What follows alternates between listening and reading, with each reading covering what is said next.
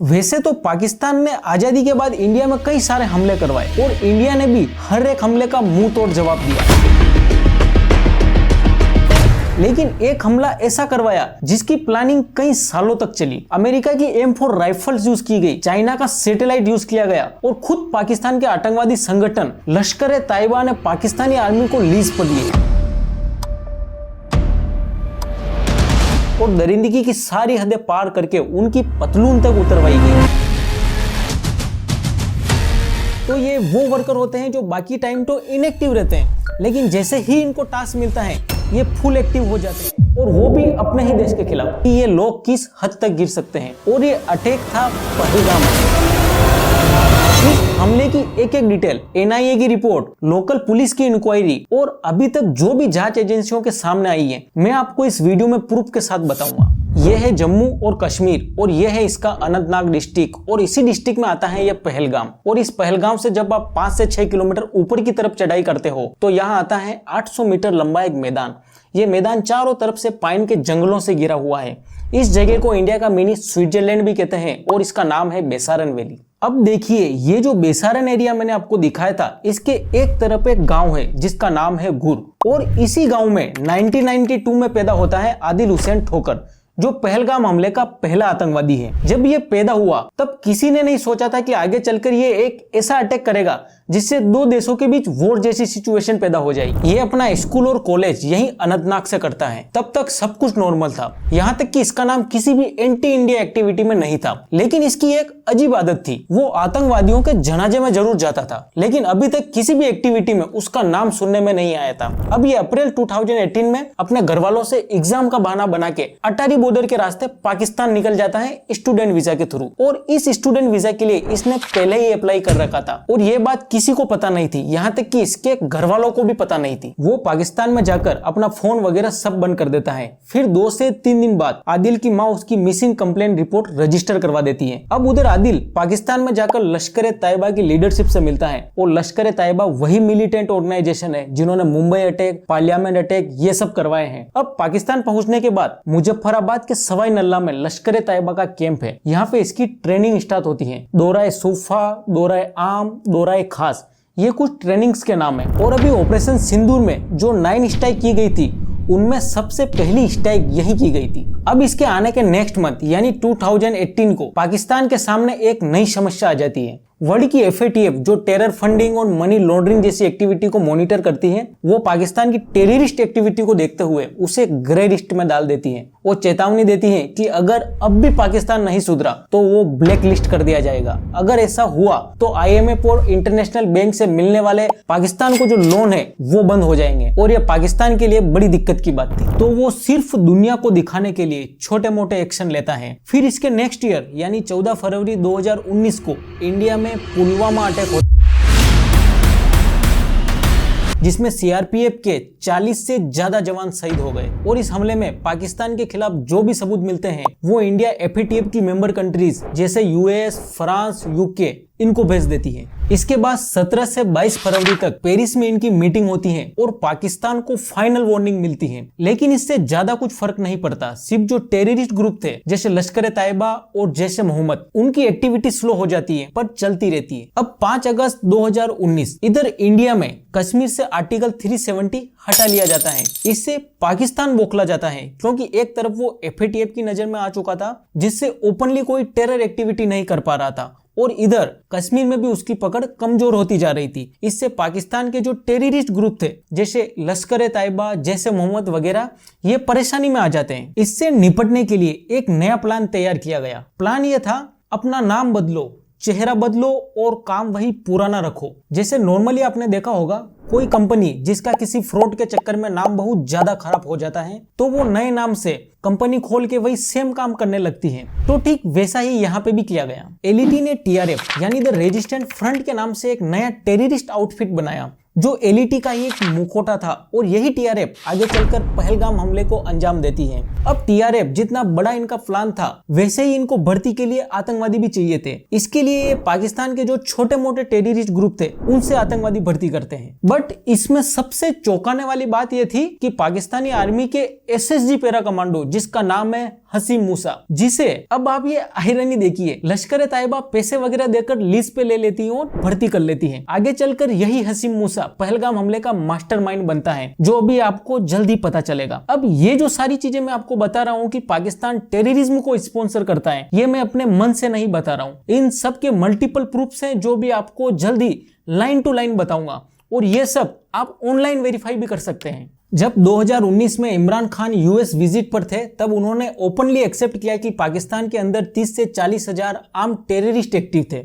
और साथ ही ये भी बताया कि पिछली सरकार ने इस बात को यूएस और दुनिया से छुपाया था। और इन्हीं के एक और पीएम नवाज शरीफ, उन्होंने भी एक्सेप्ट किया है कि लश्कर तैयबा जैसे टेररिस्ट ग्रुप ने पाकिस्तान की जमीन का यूज किया है मुंबई अटैक करने के लिए। इन सब के अलावा भी दुनिया भर की रिपोर्ट्स में कहा गया है कि पाकिस्तान टेररिस्ट को सपोर्ट करता है, जहां टेररिस्ट ग्रुप बिना किसी डर के प्लानिंग, ट्रेनिंग, फंडिंग और रिक्रूटमेंट करते हैं। अब उधर Pakistani SSG para commando Hashim Musa Lashkar Taiba के लिए काम कर रहा था। आदिल हुसैन ठोकर, जो कश्मीर से पाकिस्तान गया था, उसकी ट्रेनिंग चल रही थी, टीआरएफ का फॉर्मेशन हो चुका था, और अब दूसरी चीज ये थी कि कश्मीर में इनको टीआरएफ का हेड बनाना था, और इनको हेड भी ऐसा चाहिए था जो लश्कर तैयबा का ट्रस्टेबल हो, कश्मीर का लोकल हो, जो वहां के एरिया को अच्छी तरीके से जानता हो, जिससे लोग अच्छी तरीके से जुड़ सके, ताकि उनको प्लान एग्जीक्यूट करने में कोई दिक्कत ना हो। इसके लिए सिलेक्ट करते हैं कश्मीर के ही रहने वाले मोहम्मद अब्बास शेख को, जो 1996 से ही लश्कर तैयबा के लिए काम कर रहा था, और इसके साथ एक आदमी को और रखा जाता है, शेख सज्जाद गुल, जो कश्मीर से ही था, और ये इससे पहले से ही एंटी नेशनल एक्टिविटी में शामिल था, और एक बार दिल्ली में आरडीएक्स के साथ पकड़ा गया था।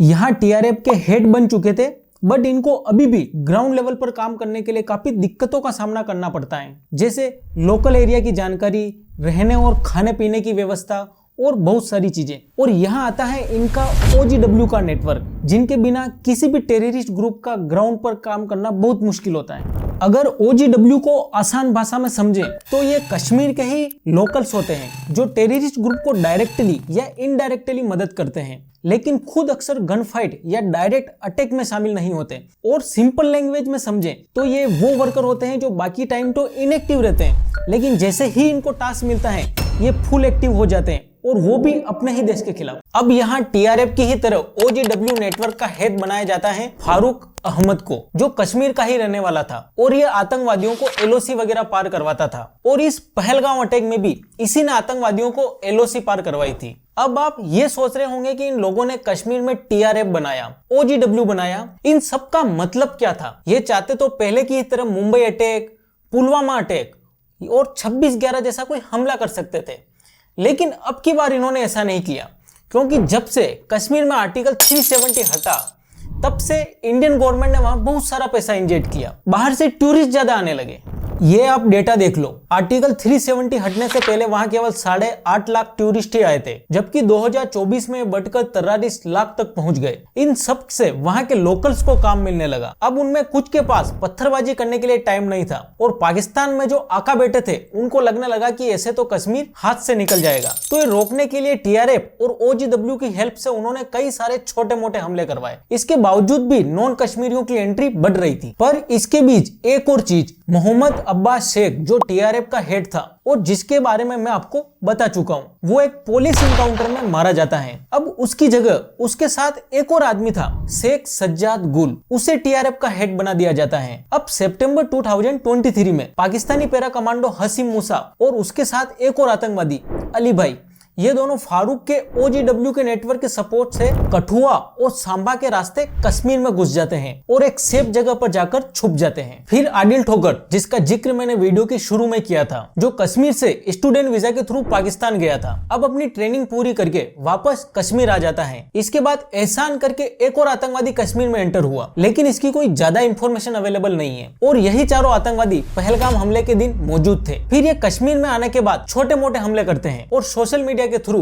जैसे टेलीग्राम वगैरह से लोगों को उकसाते हैं। अब 5 फरवरी 2025 पाकिस्तान के रावलकोट शहीद साबिर स्टेडियम में पाकिस्तान की हमास के लीडर्स के साथ मीटिंग होती है, और ये पहली बार था जो पीओके के मैटर में हमास की एंट्री हुई। अब उस टाइम ये तो पता नहीं चला कि ये लोग करने क्या वाले हैं, लेकिन एक बात श्योर थी कि कुछ तो बड़ा करने वाले हैं, और इन्होंने इस कॉन्फ्रेंस को नाम दिया Kashmir solidarity and Hamas operation Al Aqsa flood conference. Kashmir में जो आतंकवादी थे जैसे मूसा, अली भाई, इन सबको कश्मीर में बैठे हुए इन आतंकवादियों को एक स्पेशल कम्युनिकेशन नेटवर्क के जरिए नेविगेट किया जा रहा था। लेकिन इंडियन एजेंसीज को इसकी भनक तक नहीं लग पाई, क्योंकि ये चाइना की हुआई कंपनी का फोन यूज कर रहे थे, जो सीधे चाइनीज सैटेलाइट टियांगटोंग 1 से कनेक्ट करते थे, जिसमें बिना इंटरनेट के भी वॉइस टेक्स्ट और वीडियो चैट कर सकते थे। ये पहाड़ों वगैरह हर जगह काम कर सकते थे और इस बार रास्तों के नेविगेशन के लिए OGW की कम हेल्प ली गई। गूगल मैप की जगह अल्पाइन क्विस्ट, जिसको ट्रैकर्स ऑफलाइन नेविगेशन के लिए यूज करते हैं,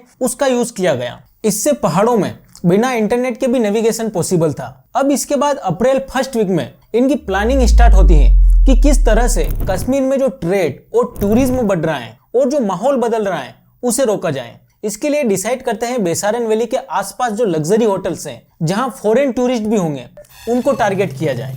इसी के साथ एक और रीजन भी हो सकता था कि पीएम भी कश्मीर में इनॉग्रेशन के लिए आने वाले थे, जिससे सभी का ध्यान यहीं होगा और अगर ऐसे टाइम में कोई हमला होता तो यह खबर बहुत ही कम टाइम में सब तरफ फैल जाती। अब टारगेट फिक्स होने के बाद आदिल ठोकर अपने कुछ OGW के साथ इलाके की रेकी करना शुरू करता है, वहां की फुटेज वगैरह लेता है और ये जो सारी इंफॉर्मेशन है उसे पाकिस्तानी हसीम मूसा और अली भाई को दे देते हैं। यहाँ ये दो, हसीम मूसा और अली भाई, रेकी के लिए नहीं जाते, per day by day recce से जो इंफॉर्मेशन मिल रही थी उसके बेसिस पर अटैक का प्लान बनाते हैं। इसके साथ साथ इसी टाइम पर छोटी छोटी इंटेल एजेंसीज को मिल रही थी कि कश्मीर के होटल्स को टारगेट करने वाले हैं आतंकवादी। इसके बाद वहां की पुलिस और पैरामिलिट्री फोर्सेस जो थी, उन्होंने डाचीगाम के आसपास जो लग्जरी होटल्स हैं उनकी सिक्योरिटी बढ़ा दी, सर्विलांस शुरू कर दी। इसी बीच पीएम की विजिट जो कश्मीर में होनी थी वो कैंसिल हो जाती है और रीजन दिया जाता है खराब वेदर, और कहा गया ये विजिट वीडियो कॉन्फ्रेंस के थ्रू कर दी जाएगी। अब इसके साथ आदियों ने होटल्स को टारगेट करने का जो प्लान बनाया था वो भी कैंसिल कर दिया। अब ये प्लान किस वजह से कैंसिल हुआ, होटल्स में टाइट सिक्योरिटी की वजह से या फिर पीएम के विजिट कैंसिल होने की वजह से, इसके बारे में एग्जैक्ट इंफॉर्मेशन नहीं है। इसके बाद ये दोबारा रेकी करना शुरू करते हैं और कश्मीर में 4 लोकेशन सिलेक्ट करते हैं, अरू वैली, बेताब वैली, अम्यूजमेंट पार्क और बेसारन वैली। पर पहली 3 लोकेशन को वापस कैंसिल कर देते हैं। इसके पीछे रीजन ये था कि वहां रोड्स और नेटवर्क की कनेक्टिविटी अच्छी थी, जिससे सिक्योरिटी फोर्सेस इजीली आ सकती थी और उनके वहां से भागने के ऑप्शन भी लिमिटेड थे। अब जो बेसारन वैली थी वहां की सिचुएशन बिल्कुल अलग थी। एक तो ये पहलगाम से 5 किलोमीटर ऊपर की तरफ थी, कच्चे रास्ते थे, गाड़ियां नहीं जा सकती थी, यहाँ तक कि सिक्योरिटी फोर्सेस को भी जाने में कम से कम 30 से 40 मिनट लगते थे। कोई सीसीटीवी कवरेज भी नहीं था, चारों तरफ जंगल थे जहां से भागना भी आसान था। तो ये सारी चीजें देखकर इस जगह को एक फाइनल अटैक के लिए सिलेक्ट कर लेते हैं। अब आदिल ठोकर जो था वो वहीं श्रीगुफवाड़ा के एरिया में पहले से ही था और दूसरे आतंकवादी जो अलग अलग जगह छुपे हुए थे वो भी बेसारन वैली के आसपास के जंगल में आके इकट्ठा हो गए और फाइनल प्लान एग्जीक्यूट करने का इंतजार करने लगे। अब दिन था 2 अप्रैल 2025 का। ये आप देखिए, बेसारन वैली का मैदान है जिसकी लंबाई 800 मीटर और चौड़ाई 600 मीटर है, जिसके चारों तरफ तारों की फेंसिंग की गई है। इसमें 2 एंट्री और एग्जिट गेट हैं। दिन के करीबन 1:30 बजे 400 टूरिस्ट यहाँ मौजूद थे। टूरिस्ट तो और भी ज्यादा थे, करीबन 1000 के आसपास, बट उनमें से कुछ वापस जा चुके थे। अब 1:45 पर एक आतंकवादी एंटर करता है। अब ये कंफर्म नहीं है कि यह आतंकवादी आदिल हुसैन था या हसीम मूसा या अली भाई, क्योंकि कुछ आतंकवादी जंगल में बैकअप लेके छुपे हुए थे, कुछ आतंकवादी भीड़ में मौजूद थे। इसीलिए बेसिकली ये कहना मुश्किल होगा कि कौन कहाँ था। एक आतंकवादी कश्मीरी फेरन पहनकर इस तरफ से घुसता है, अपनी फेरन में छुपाई बंदूक निकालकर हवा में फायरिंग करता हुआ सारे टूरिस्ट को मेन एंट्री गेट के पास इकट्ठा करता है। इसके साथ 2 आतंकवादी जिन्होंने मिलिट्री ट्रैक सूट पहन रखे थे वो एंटर करते हैं। श्योर नहीं, बट मोस्ट प्रोबेबली ये दोनों मूसा और अली भाई थे। पहले पब्लिक इनको सिक्योरिटी वाला समझती है, फिर ये गोली चलाना स्टार्ट कर देते हैं। अब ये मैदान इतना बड़ा था कि एक साइड क्या हो रहा है, दूसरी साइड जो थे उनको कुछ भी आइडिया नहीं था, वो अपना एंजॉय कर रहे थे। अब ये सभी आतंकवादी मिलकर टूरिस्ट को मेन एंट्री गेट के पास चाय और फूड के जो स्टॉल थे उस तरफ इकट्ठा करते हैं और आदमियों को औरतों से अलग करते हैं। अलग करने के बाद ये आदमियों से पूछते हैं कि हिंदू है कि नहीं, फिर जो नहीं बताते उनसे कलमा पढ़वाते हैं। देबाशीष भट्टाचार्य के पास जैसे ही ये आतंकवादी आए उन्होंने कलमा पढ़ दिया तो उनको छोड़ दिया और आतंकवादी दूसरी तरफ चले गए। एक क्रिश्चियन वहीं बगल में खड़े थे, उनसे फिलिस्तीन के इशू पे बोलने को कहा गया। कुछ की पेंट उतरवाई गई और फिर जो हिंदू टूरिस्ट थे उनको क्लोज रेंज से गोली मार दी गई। इसी बीच आदिल हुसैन जो एक पोनी राइडर था वो भी अपने टूरिस्ट को घुमाने लाया था, उसके टूरिस्ट को भी गोली लग जाती है। तो वो देख देखता है कि ये आतंकवादी केवल हिंदुओं को टारगेट कर रहे हैं, वो एक आतंकवादी से भिड़ने लगता है और उसके हाथ से बंदूक छीनने की कोशिश करता है, जिससे आतंकवादी उसे भी गोली मार देते हैं। अब जैसा कि आप देख सकते हैं, आतंकवाद का कोई धर्म नहीं होता। उनके पास एडवांस हथियार M4 और AK-47 जैसी राइफल्स थी। उनकी बॉडी पे GoPro कैमरास लगे हुए थे, तो ये सारी चीजें रिकॉर्ड कर रहे थे। और जिन लोगों की जान चली गई, उनके साथ सेल्फी ले लेके अपने फोन में रख रहे थे। और भी बहुत कुछ हुआ, बट वो बताया नहीं जा सकता। कुल मिलाकर 20 से 25 मिनट में इन्होंने 26 लोगों की जान ले ली। इसके बाद ये भीड़ में से 2 फोन छीनते हैं और फेंसिंग कूदकर पास के जंगल में भाग जाते हैं। चारों तरफ अफरा तफरी मच जाती है। लोग हेल्प के लिए चिल्लाने लगते हैं। फिर जैसे तैसे कर पुलिस को 2:30 बजे इसकी इंफॉर्मेशन मिलती है और बाद में पुलिस और सिक्योरिटी वहां पहुंचती है। हेलीकॉप्टर्स वगैरह आते हैं और रेस्क्यू ऑपरेशन शुरू होता है। टूरिस्ट जो थे, जिनके साथ ये सारी चीजें हुई थी, उनके स्टेटमेंट लिए जाते हैं। कुछ ही देर बाद TRF इस हमले की जिम्मेदारी ले लेती है। हमले से जुड़ी गिरफ्तारियां होने लगती हैं। जो OGW थे, जिनकी गिरफ्तारियां होती हैं, आसपास के जंगल में सर्च ऑपरेशन किया जाता है। रिस्पॉन्स में इंडिया भी पाकिस्तान के टेररिस्ट ग्रुप के अगेंस्ट एक हाई लेवल प्लान एग्जीक्यूट करता है, ऑपरेशन सिंदूर।